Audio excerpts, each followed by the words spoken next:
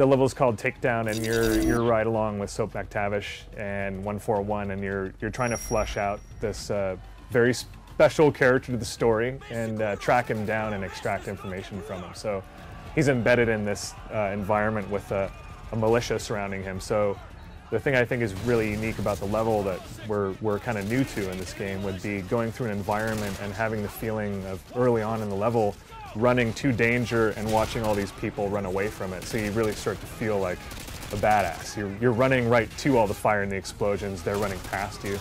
And at the same time, you're in an environment where there's aggressive militants like shooting at you, and you have civilians. You're trying to not take them down. You have to use muzzle discipline and choose your targets properly, and you're going through this really hectic environment with things exploding up and all over the place. There's transformers exploding, glass is all over the place. We're not talking about glass enough in this game. We have really good glass.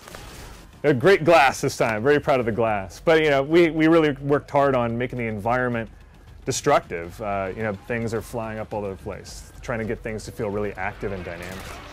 Weapons in this game are the hero of the show. So we spent a lot of time, the last 2 years in fact, just polishing up even if we have a weapon that's a fan favorite from the last game, we went in and polished that up as best we could, rebuilt it from scratch actually. Reanimated everything, went in and added parts to the weapons to make them more interesting.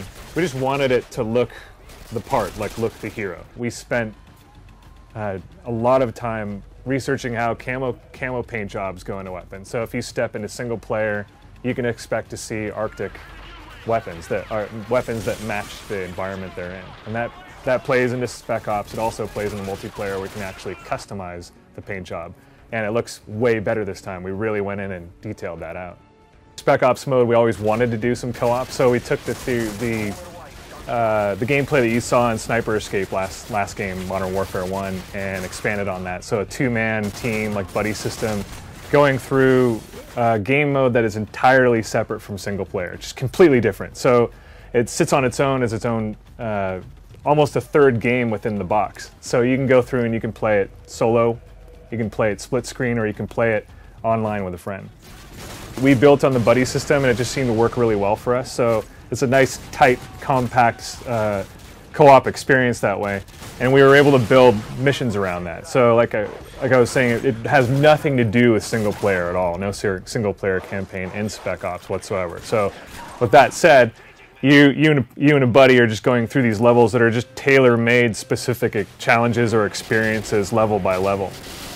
The way we designed it was we have these specific challenges built into Spec Ops. So we would usually add in the right arsenal or the right tools to put them in the environment. So there's even equipment from multiplayer that'll show up in Spec Ops, which becomes very, very handy. So I can't mention what they are, but you can look around the environment and strategically work or go in tactically with your buddy and figure things out, create choke points, use the equipment, and it's made available to the player per level depending upon what type of experience we're trying to give the player.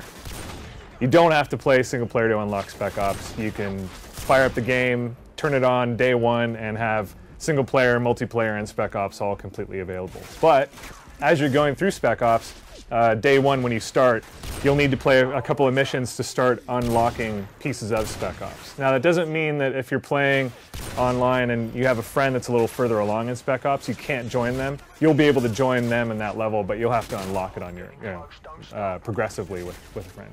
The way the different modes for Spec Ops works, we go regular, there's no recruit. So you have regular, hardened, and veteran. And the way that would play out, for example, in one level would be we multiply the amount of enemies you have to kill, or we take time off. You have to finish it in a shorter amount of time. And there's three stars earnable per level.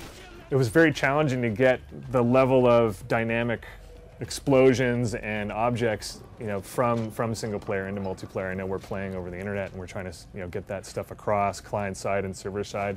So it was a challenge, but they nailed it. I mean, everything that's in single player is in multiplayer, and it adds to this really kick-ass, aggressive feeling environment where, You've got bullet impacts on the metal, the car you're taking. The cars aren't safe, they explode, but we go a step further, there's other things in the environment that explode as well. So if I'm taking AC-130 fire or Predator drone, you really have to be careful, watch your environment and use it either to your advantage or your disadvantage. You want to get away from those things if you're taking fire.